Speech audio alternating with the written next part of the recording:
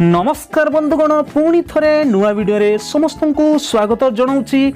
आमे पढ़ुले पिला माने कौन ना ओडिया साहित्य कथा जो दशम श्रेणी साहित्य सिंधुर जो शेष प्रबंध बा रचना आमे पढ़ुले कौन ना ओडिया साहित्य कथा आमे किछि कांश आलोचना करि सारिथिले। आज आमे एही वीडियो रे आलोचना करिबा ओडिया साहित्य कथार जो द्वितीय भाग जो आमे पर्यंत पढ़ी जोटा राधानाथ जुग बा आधुनिक जुग आज आमे पढ़िबा। जो आधुनिक पर्व जो राधानाथ जुगर जो समय कौ कौ कवि बा लेखक माने एही समय तांकर लेखनी चालना करी से समय साहित्यर विकास को बा आमर ओडिया साहित्य विकास को किपरि भाव रे उन्नति आड़को नैतिले। तेणु सांग माने जदि वीडियो रे नुआ करी देखुछंती ताहले निहाती भाव रे चैनल को सब्सक्राइब करी रखंतु आ ता सहित पाखरे आसुथिया बेल आइकन को मध्य ऑन करी दियंती। आ जदि वीडियो भलो लागे ताहले निहाती भाव रे गोटे गोटे लाइक मध्य करी देबे। तेणु चलंतु जो आज जो विषय वस्तु आमे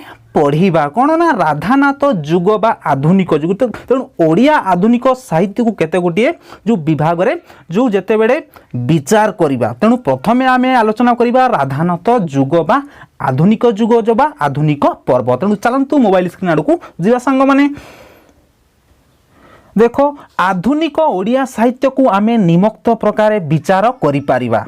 जथा राधानाथ जुग बा आधुनिक जुग बा आधुनिक पर्व, सेहीपरि सत्यवादी पर्व, तृतीय रे सबुज पर्व, चतुर्थ रे प्रगति पर्व सांग माने, पंचम रे अत्याधुनिक पर्व, षष्ठ रे उत्तर आधुनिक पर्व। तेणु प्रथमे आमे आलोचना करिबा आधुनिक जुग रो जो आदि पर्व बा आधुनिक जुग। ओडिया साहित्य कथार जो आधुनिक भाग 1870 मसीह रे जेपरि कि आम ओडिया साहित्य जो विकास किपरि भाव घटी थिला जो 19 शताब्दी आरंभ जो पूर्वरु। तेणु जो आजिर जो आधुनिक जुगर जो आदि पर्व केते मसीह रे 1870 मसीह रु 1920 मसीहा पर्यंत को कौन राधानाथ जुग कहा जाए। जदियो एही जुगर गधुड़ी लग्न रे सत्यवादी पर्व 1909 मसीह रु 1925 भितरे आरंभ विकास होइथिला, तथापि राधानाथ जुगर केतेक कवि और लेखक सत्यवादी पर्व दे सबुज पर्व को मध्य अंगे निभेई थिले। तेणु देखो आधुनिक जुगर जो आदि पूर्व को राधानाथ जुग कहा जाए।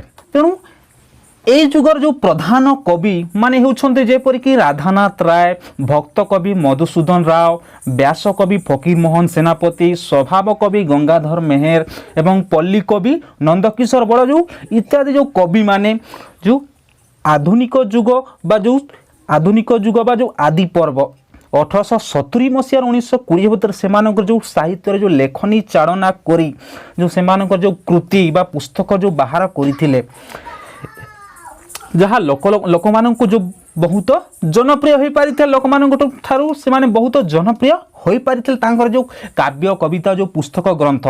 तेणु जदियो एही जुगर गधुड़ी लग्न रे गधुड़ी कहले सांग माने कौन ना गधुड़ी कहले जो संध्या समय गधुड़ी अर्थात गाई गोरुंक धुड़ी ना जेते बेले गाँ गहड़ी रे गोरु गाई माने चारा खाइकरी जो संध्या रे घर को फेरती संध्या समय घर को फेरी था से समय को गधुड़ी बोले जो संध्या समय को गधुड़ी कह जाए। तेणु गधुड़ी लग्न रे सत्यवादी पर्व 1909 रु 1925 भितर जो आरंभ विकास होइतिला, तथापि राधानाथ जुगर केतेक कवि और लेखक ए सत्यवादी पर्व दे आसी थिले बा सत्यवादी जो पर्व दे सबुज पर्व को मध्य ता सहित ताड़ मिले से माने तांकर लेखनी चालना करुथिले। तापर देखो आमे प्रथमे आलोचना करिबा सांग माने कोन ना कविवर राधानाथ राय। प्रथमे आलोचना करिबा आमे कविवर जो राधानाथ राय जोटा कवि मानक कविवर बोली तांको जो उपाधि बा दिया जाइछि। आमे निहात आमर जो दशम श्रेणी रे जो कविता अछि चिलिकार जो सायंतन दृश्य आमे पढ़ी सारी निहाती भाव में चिलिकार सायंतन दृश्य जो कविवर राधानाथ राय चिलिकार जो प्रकृति को नहीं बा चिलिका को जो नायिका करी प्रकृति को तार प्रकृति किपरि सौंदर्य बोधरे जो कविता रचना करिसंती ताहा अति पूरा हृदय स्पर्शी हो पारि जो चिलिकार जो सौंदर्य को किपरि भाव में बहन करिछि से दृश्य से संध्या समय दृश्य को बहुत सुंदर भाव में उपस्थापन कर कविवर राधानाथ राय। तांकरी विषय आम प्रथमे जानिबा जो आधुनिक जुगर बा आधुनिक पर्व रे से तांकर लेखनी गुड़ केमती जनसाधारण बा लोक माने भल पाई बसथिले। तेणु कविवर राधानाथ राय जन्म होता है 1848 मसीह 1848 मसीह कौटी बालेश्वर जिलार सर निकटवर्ती केदारपुर ग्राम रे तांकर जन्म 1848 मसीह तांकर मृत्यु केबे घटितला ना 1908 मसीह। जड़े शिक्षक भाव में कार्य आरंभ करी ओडिशार स्कूल समूहर परिदर्शक भाव में होइथिला जोटा वर्तमान से समय जो SIDI जो कहते से परिदर्शक भाव में से स्कूल समूह से हो पारिथिले। से थिले जड़े इंग्राजी संस्कृत बंगड़ा आदि जड़े भल पंडित थिले सुपंडित थिले किए ना कविवर राधानाथ राय। से प्रथमे बंगड़ा भाषा रे लेखुथिले परे से ओडिया भाषा रे लेखालेखी कले। तांको रचित विवेकी प्रबंध ओडिया साहित्यर प्रथम प्रबंध भाव में परिचित। तेणु सांग माने एटा निहाती भाव में मन रखिए तांको रचित प्रथम प्रबंधर नाम कौन ना कविवर राधानाथ राय रचित प्रथम प्रबंधर नाम कौन ओडिया साहित्यर प्रथम प्रबंध है कौन विवेकी। तेणु केते मसीह ना 1873 मसीह तांकर जो रचित प्रथम प्रबंध है विवेकी कार ना कविवर राधानाथ रायंकर। एही प्रबंधरू राधानाथंकर जो आदर्शवादी व्यक्तित्वर परिचय मिली था बा लोक माने एही प्रबंधरू तांकर जो व्यक्तित्वर जो लेखनी चालन करी तांकर व्यक्तित्वर जनप्रिय होई पारिथिले बा तांकर व्यक्तित्व किपरि थिला जने भल पंडित थिले जने ज्ञानी थिले तार परिचय प्रदान करि थाए। एहा पर से रचना कले इटालीय युवा 1874 मसीह परी एक गल्प केतोटी कविता। तेणु इटालिया युवा परी एक गल्प और केतोटी कविता रचना कले 1874 मसीह। तापर देख 1885 मसीहा ठारू से ग्रीक और इंग्राजी साहित्य केबे ना 1885 मसीहा ठारू किए कविवर राधानाथ राय 1885 मसीहा ठारू से ग्रीक और इंग्राजी साहित्य कौन कले ना कथावस्तु चयन बा विषय वस्तु चयन बाछिकी पूर्वक ओडिशार जो विभिन्न स्थानिक पट्टभूमि सहित ताहाकू समन्वय करी नूतन गाथा काव्य रचना करने लगिले किए ना कविवर राधानाथ राय ना से ग्रीक इंग्राजी भाषा जो थिबा से विषय वस्तु को चयन करी से ग्रीक आउ इंग्राजी भाषा थिबा जो विभिन्न प्रकार जो विषय वस्तु को चयन करी आम ओडिशा रे जो विभिन्न जो प्राकृतिक स्थान जेमती कि विभिन्न प्रकार जो पट्टभूमि एक प्रकार जो स्थान पट्टभूमि मानक स्थान विषय से लिखापी आरंभ कले कौन ना काव्य कविता जेमती चिलिकार सायंतन दृश्य जो कविता लिखिं किए ना कविवर राधानाथ राय बहुत सुंदर भाव में सेठी जो वर्णना कर चिलिकार जो संध्याकालीन समय किपरि भाव में नाविक मानकर जो घर फेरिबार दृश्य बहुत रोमांचकर सृष्टि करिथाए ता सहित सेमानक जो मुखरु जो बाहर थिबा जो गीत गलानी तो गला गीत जो बहुत सुंदर भाव में से उपस्थापन करी कविता को जनप्रिय कराइछंती। पट्टभूमि सहित ताहाकू समन्वय करी नूतन गाथा काव्य रचना कले। सेहीपरि तांकर जो प्रमुख जो पुस्तक गुड़िक बा काव्य कविता गुड़िक मध्यरु देख केदार गौरी उषा पार्वती चंद्रभागा नंदिकेश्वरी पार्वती तांकर प्रथम 5टी गाथा काव्य। तेणु तांकर प्रथम 5टी गाथा काव्य है कविवर राधानाथ कौन ना केदार गौरी उषा चंद्रभागा नंदिकेश्वरी पार्वती तांकर जो प्रथम 5टी गाथा काव्य कार ना कविवर राधानाथ रायंकर। एसबु काव्य विभिन्न स्थान रे भौगोलिक प्राकृतिक ऐतिहासिक किंबदंती मूलक किंबदंती कहले जो इतिहास मूलक नाना प्रसंग जो वर्णना करिसंती किए ना कविवर राधानाथ राय। एहा परे से रचना कले प्रकृति काव्य चिलिका। तेणु प्रकृति को लेकर जो चिलिका खंड काव्य तांकर जो रचना कले चिलिकार जो एक स्वतंत्र स्थान विषय जो चिलिका एक ह्रद विषय। तेणु तांकर जो लेखनी गुड़िक मध्य जो भौगोलिक जो भूमि भित्तिक जो प्राकृतिक जो दृश्य ऐतिहासिक तथा किंबदंती इतिहास मूलक जो विषय तांको जो काव्य कवितार जो स्थान पाई कारण कविवर राधानाथ रायंकर।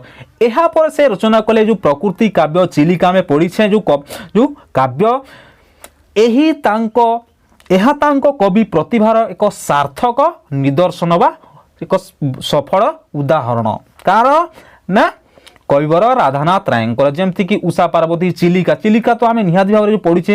ଏହା ତାଙ୍କ କବି ପ୍ରତିଭାର ଏକ ସଫଳ ନିଦର୍ଶନ କହିଲେ କ'ଣ ସଫଳତାର ଏକ ଉଦାହରଣ ଦେଖାଯାଇଥାଏ। ତାପରେ ଦେଖ ଅମୃତାକ୍ଷର ଛନ୍ଦରେ ରଚିତ ମହାଯାତ୍ରା ତାଙ୍କର ଏକ ଅସମ୍ପୂର୍ଣ୍ଣ ମହାକାବ୍ୟ। କାହାର ନା କବିବର ରାଧାନାଥ ରାୟଙ୍କର। ସେହିପରି ଦରବାର ତାଙ୍କର ଏକ ବ୍ୟଙ୍ଗ କାବ୍ୟ। ଦରବାର ମଧ୍ୟ ତାଙ୍କର ବ୍ୟଙ୍ଗାତ୍ମକ ମୂଳକ କାବ୍ୟ। ଏହା ବ୍ୟତୀତ ଯଯାତି କେଶରୀ, ଦଶରଥ ବିୟୋଗ, ସାବିତ୍ରୀ ଚରିତ, ଉର୍ବଶୀ ଆଦି କେତେକ କାବ୍ୟ ସହିତ ଶିବାଜୀଙ୍କର ଉତ୍ସାହ ବାକ୍ୟ, ଦୁର୍ଯ୍ୟୋଧନଙ୍କର ରକ୍ତ ନଦୀ ସନ୍ତରଣ ଆଦି କ୍ଷୁଦ୍ର କବିତା ଓ କେତେକ ଗଦ୍ୟ ରଚନା ତାଙ୍କ ପ୍ରତିଭାର ପରିଚୟ ପ୍ରଦାନ କରିଥାଏ। କାରଣ ନା କବିବର ରାଧାନାଥ ରାୟଙ୍କର ସେ ହିଁ ସର୍ବପ୍ରଥମେ ଆମ ଓଡ଼ିଆ ସାହିତ୍ୟ ଇତିହାସରେ ଐତିହ୍ୟ ପ୍ରୀତି ବା ନିଜର ଜନ୍ମଭୂମି ପ୍ରତି ବା ଉତ୍କଳୀୟ ପ୍ରତି ଭାରତୀୟ ଜାତୀୟତାବୋଧ ଓ ବହିର୍ପ୍ରକୃତି ଓ ଅନ୍ତଃପ୍ରକୃତିର ସମନ୍ୱୟରେ ପ୍ରକୃତି ବନ୍ଦନା ଇତ୍ୟାଦିକୁ ରୂପ ଦେଲେ ତାଙ୍କ କବିତାରେ। ତାଙ୍କ ସାହିତ୍ୟରେ ମାନବ ପ୍ରକୃତିରେ ନାନା ଦିଗ ସହିତ ସେ ଉନ୍ମୋଦିତ କରି ଯାଇଛନ୍ତି କିଏ ନା କବିବର ରାଧାନାଥ ରାୟ। ତେଣୁ ସୌନ୍ଦର୍ଯ୍ୟବୋଧ ସହିତ ନୈତିକତାବୋଧ ଯୁଗପତ୍ ତାଙ୍କ ସାହିତ୍ୟରେ ପ୍ରାଧାନ୍ୟ ଲାଭ କରିଥିବା ଲକ୍ଷ୍ୟ କରାଯାଇଥାଏ। ଯେତେବେଳେ ଆମେ ବିଭିନ୍ନ କାବ୍ୟକୁ ପଢ଼ିବା ତାଙ୍କର କବିବର ରାଧାନାଥ ତାଙ୍କର ଯେଉଁ ବିଭିନ୍ନ ଦିଗ ସେ ନାନା ଦିଗ ପ୍ରତି ସେ ଧ୍ୟାନ ଦେଇ ଯେଉଁ ପ୍ରାକୃତିକ ଧ୍ୟାନ ଦେଇ ଭୌଗୋଳିକ ଐତିହାସିକ ସବୁ ବିଷୟକୁ ନେଇକରି ସେ ତାଙ୍କ କାବ୍ୟ କବିତାରେ ସମନ୍ୱୟ ଘଟାଇଛନ୍ତି। ତେଣୁ ସୌନ୍ଦର୍ଯ୍ୟବୋଧ ନୈତିକତା ବୋଧ ସହିତ ଯୁଗପତ ତାଙ୍କ ସାହିତ୍ୟରେ ଯେଉଁ ସବୁ ପ୍ରାଧାନ୍ୟ ଦେଖିବାକୁ ମିଳିଥାଏ। ତାପରେ ଦେଖିବା ସାଙ୍ଗମାନେ ସେଇ ରାଧାନାଥ ଯୁଗ ବା ସେଇ ଆଧୁନିକ ଯୁଗ ସମୟରେ ସମସାମୟିକ କିଏ ଥିଲେ? ରାଧାନାଥ ଯୁଗର ଅନ୍ୟତମ ବଳିଷ୍ଠ କବି ଭାବରେ ଭକ୍ତ କବି ମଧୁସୂଦନ ରାଓ ଅନ୍ୟାନ୍ୟ ପରିଚିତ ହୋଇଛନ୍ତି। କିଏ ନା ଭକ୍ତ କବି ମଧୁସୂଦନ ରାଓ ତୁମେ ପଢ଼ିଥିବ ନବମ କ୍ଲାସରେ ଯେଉଁ ପଦ୍ମ କବିତା, ଯେଉଁ ଭକ୍ତ କବି ମଧୁସୂଦନ ରାଓଙ୍କର ଏକ ବହୁତ ସୁନ୍ଦର ଗୀତିକା ଯେଉଁ ପଦ୍ମ ଯେଉଁ କବିତା ପଢ଼ିଥିବେ ସାଙ୍ଗମାନେ। ତେଣୁ ରାଧାନାଥ ଯୁଗର ଅନ୍ୟତମ ବଳିଷ୍ଠ କବି ଭାବରେ ଯେଉଁ ଭକ୍ତ କବି ମଧୁସୂଦନ ରାଓ କେବେ ନା 1853 ମସିହାରେ ତାଙ୍କର ଜନ୍ମ ହୋଇଥିଲା, 1912 ମସିହାରେ ତାଙ୍କର ମୃତ୍ୟୁବରଣ ହୋଇଥିଲା। ତେଣୁ କବିବର ରାଧାନାଥ ରାୟଙ୍କର ସେ ପ୍ରିୟ ଶିଷ୍ୟ ଥିଲେ। କାରଣ ନା ସେଇ ଆମେ ଆଲୋଚନା କଲେ ବର୍ତ୍ତମାନ ଯେଉଁ କବିବର ରାଧାନାଥଙ୍କର ଶିଷ୍ୟ ଥିଲେ କିଏ? ପ୍ରମୁଖ ଶିଷ୍ୟ ମଧୁସୂଦନ ରାଓ। ମଧୁସୂଦନ କିନ୍ତୁ ବ୍ରାହ୍ମ ଧର୍ମ ଗ୍ରହଣ କରି ସାହିତ୍ୟରେ ଆଦର୍ଶବାଦ ଓ ନୈତିକତାବାଦ ଉପରେ ଗୁରୁତ୍ୱ ଦେଇଥିଲେ। ତେଣୁ ସେ କିଏ ନା ମଧୁସୂଦନ ରାଓ ବ୍ରାହ୍ମ ଧର୍ମ ବ୍ରାହ୍ମ ସମାଜ ଗ୍ରହଣ କରି ସାହିତ୍ୟରେ ଆଦର୍ଶବାଦ ଆଉ ନୈତିକତାବାଦ ଉପରେ ଗୁରୁତ୍ୱ ଦେଇଥିଲେ। ତେଣୁ କିପରି ଭାବରେ ଆଦର୍ଶତା ଉପରେ ସେ କାବ୍ୟ କବିତା ଲେଖିବା ପାଇଁ ସେ ଚାହିଁଲେ। ଉଦାର ଧର୍ମଭାବ ତାଙ୍କ ସାହିତ୍ୟରେ ପ୍ରତି କାବ୍ୟ କବିତାରେ ପ୍ରତିଫଳିତ ହୋଇଥାଏ। ଯେମିତି ଅନ୍ତଃସ୍ୱର ଉଦାର ଧର୍ମଭାବ। ତେଣୁ ସେ କେଉଁ ଧର୍ମକୁ ଉଚ୍ଚ ନିଚ ନ ଭାବି ସବୁ ଧର୍ମକୁ ସମାନ ବୋଲି ଭାବି ତାଙ୍କ କବିତା ଯେଉଁ ଗ୍ରନ୍ଥରେ ଯେଉଁ ରଚନା କରିଛନ୍ତି କିଏ ନା ମଧୁସୂଦନ ରାଓ। ଦେଖିବା ଉପନିଷଦୀୟ ଅମୃତ ଦୃଷ୍ଟି ତାଙ୍କ ସାହିତ୍ୟକୁ ସ୍ୱତନ୍ତ୍ର ମର୍ଯ୍ୟାଦା ପ୍ରଦାନ କରିଛି। କାରଣ ନା ସେଇ ଆମର ଯେଉଁ ଭକ୍ତ କବି ମଧୁସୂଦନ ରାଓଙ୍କର କ'ଣ ଯେମିତି ଉପନିଷଦୀୟ ଅମୃତ ଦୃଷ୍ଟି ବର୍ଷା ତାଙ୍କ ଯେଉଁ ସାହିତ୍ୟକୁ ସ୍ୱତନ୍ତ୍ର ମର୍ଯ୍ୟାଦା ପ୍ରଦାନ କରିଥାଏ। ସେ ମଧ୍ୟ ଶିକ୍ଷକରୁ ସ୍କୁଲ ବିଭାଗର ଯେଉଁ ପରିଦର୍ଶକ ହୋଇପାରିଥିଲେ।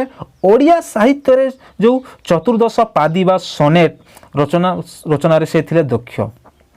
ତେଣୁ ଓଡ଼ିଆ ସାହିତ୍ୟରେ ଯେଉଁ ଚତୁର୍ଦ୍ଦଶ ପାଦି ବା ସୋନେଟ୍ ରଚନାରେ କରିଥିଲେ ମଧ୍ୟ କ'ଣ ରଚନା କରିବାର ସେ ଜଣେ ଦକ୍ଷ ଥିଲେ। ତାଙ୍କର ଯେଉଁ ବସନ୍ତ ଗାଥା ଚତୁର୍ଦ୍ଦଶ ପାଦି କବିତାର ଏକ ମନଜ୍ଞ ସଂକଳନ ଭାବେ ବିବେଚିତ କରାଯାଇଥାଏ। ଏହା ବ୍ୟତୀତ ସେ ରଚନା କରିଥିଲେ କୁସୁମାଞ୍ଜଳି, ଛାନ୍ଦମାଳା, କବିତାବଳୀ, ଉତ୍କଳ ଗାଥା ଆଦି କବିତା ତାଙ୍କର ଯେଉଁ ପୁସ୍ତକ ଥିଲେ। କାରଣ ଆମର ଯେଉଁ ଭକ୍ତ କବି ମଧୁସୂଦନ ରାଓଙ୍କର। ତେଣୁ ସେ ମଧ୍ୟ ଜଣେ ବିଶିଷ୍ଟ ପ୍ରବନ୍ଧକାର, ଶିଶୁ ସାହିତ୍ୟିକ ଓ ବ୍ୟଙ୍ଗ କବିତାର ଲେଖକ ଭାବରେ ସେ ଓଡ଼ିଶାର ସୁପରିଚିତ ଥିଲେ। ତେଣୁ ସାଙ୍ଗମାନେ ଆମେ କାହା ବିଷୟରେ ଆଲୋଚନା କଲେ ବର୍ତ୍ତମାନ ଯେଉଁ ମଧୁସୂଦନ ରାଓଙ୍କର ବିଷୟରେ ଆଲୋଚନା କଲେ କବିବର ରାଧାନାଥଙ୍କର ପ୍ରିୟ ଶିଷ୍ୟ। तापर देखा से राधानाथ जुगर अन्यतम आउ जड़े वरिष्ठ कवि सारस्वत शिल्पी थे किए ना व्यास कवि फकीर मोहन सेनापति जानकर जो 6 माण 8 गुंठ जो उपन्यास पूरा ओडिशा रे अति अधिक जनप्रिय कराई पारिथिला कारण व्यास कवि फकीर मोहन सेनापति जो रचित उपन्यास 6 माण 8 गुंड जो उपन्यास तेणु राधानाथ जुगर जातीय सामाजिक अंगीकार बोध अन्यतम सारस्वत शिल्पी व्यास कवि फकीर मोहन सेनापति जन्म होता है 1843 मसीह तांकर मृत्यु होता है 1918 मसीह।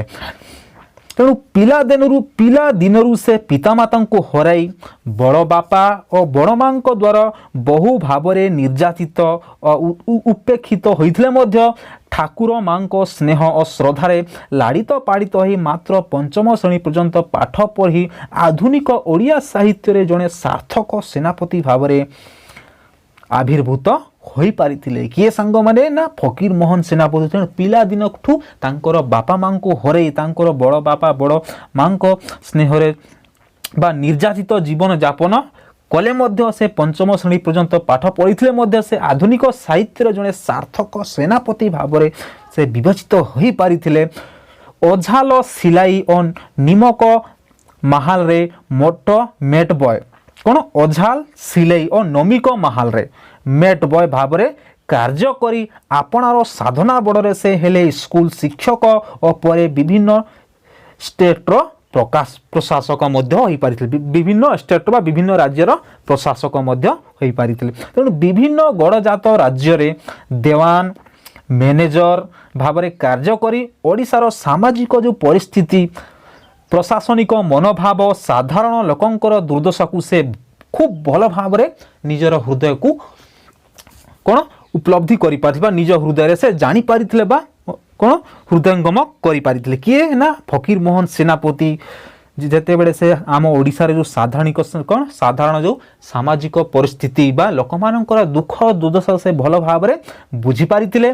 स्कूल शिक्षक थिला बेले से प्रकाश करिसंती बालेश्वर जो संवाद वाहिका परि संवाद पत्र कार फकीर मोहन सेनापति जो बालेश्वर संवाद वाहिका मन रखा पिला माने बालेश्वर संवाद वाहिका हूँ फकीर मोहन सेनापति जो संवाद पत्र और प्रथम साहित्य पत्रिका जो बध दायिनी 1868 मसीह प्रकाश करथिला किए ना फकीर मोहन सेनापति परे परे से ओडिया भाषा सुरक्षा आंदोलन मध्य अन्यतम महारथी भाव अन्यतम पुरुधा भाव अवतीर्ण हो पारिछंती बा लोकप्रिय हो पारिथिले। परे परे से कौन ना ओडिशा जो भाषा सुरक्षा आईन आंदोलन जेते बेले आम कौन सरकारी आदेश नाम आसथिला जे ओडिया भाषा को विरोध करने हटेवा से समय भाषा सुरक्षा आंदोलन जो चलीथिला सेथिरे मध्य जोग देई महारथी भाव अवतीर्ण हो पारिछंती फकीर मोहन सेनापति।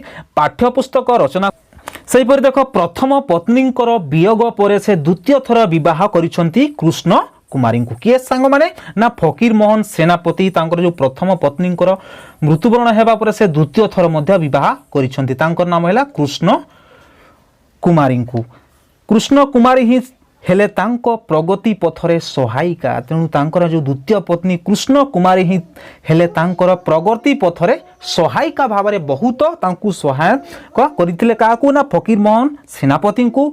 ओडिया सारस्वत जगत को से तांकर प्राथमिक अवदान जेमती कि रामायण महाभारत उपनिषेद आदि अनुवाद करि पारिथिले किए ना फकीर मोहन सेनापति आमर ओडिया साहित्य रे थिबा जो अनुवाद करथिले ओडिया साहित्य को जेमती रामायण महाभारत इत्यादि को ओडिया भाषा रे कौन अनुवाद करथिले। परे से रचना करिसंती बहु कविता गल्प उपन्यास और प्रबंध तांकर जेमती उत्कल भ्रमण 1892 तांकर प्रथम भिन्न स्वादर कविता पुस्तक कार ना फकीर मोहन सेनापति जेमती उत्कल भ्रमण तांकर जो प्रथम भिन्न स्वादर कविता पुस्तक केते मसीह रे ना 1892 मसीह केन्दुझर भूया मेड़ीरू रक्षा पाई आसिला परे से यही कविता पुस्तक रचना करथिला तांकर निहाती भाव में पढ़िथिबा तांकर केन्दुझर जो भूया मेड़ीरू से समय जो इंग्रेज शासनाधीन थिला आमर ओडिशा मध्य से समय जो भूया मेड़ू रक्षा पाई आसला पर से यही कविता रचना करथिले। एहा पर से रचना कले पुष्पमाला पूजा फूल अवसर बासरे धूड़ी इत्यादि कविता पुस्तक बौद्ध बतार काव्य इत्यादि तांकर महान जो सृष्टि ओडिया साहित्य को तांकर जो श्रेष्ठ अवदान गल्प उपन्यास मु कही पिला माने कौन ना 6 माण 8 गुंट जो जमी भित्तिक जो पल्लीर जमी भित्तिक को नहीं गोटे उपन्यास रचना करिसंती 6 माण 8 गुंट ताकर अति जनप्रिय हो पारिथिला आम ओडिसा रे तांकर जो उपन्यास 6 माण 8 गुंड तांकर एक क्रांतिकारी उपन्यास भाबरे आम ओडिया साहित्य रे सुपरिचित हो पारिछि जो बहुत लोकप्रिय हो पारिछि तत्कालीन ओडिसार ग्राम्य जीवन रे एक मार्मिक आलेख्य थिला एई 6 माण 8 गुंट जो उपन्यास रे लेखा सेपरि लछमा मामू प्रायश्चित तांकर आ 3टी उपन्यास ग्रंथ सेपरि तांकर जो रेवती नामक एक गल्प पिला माने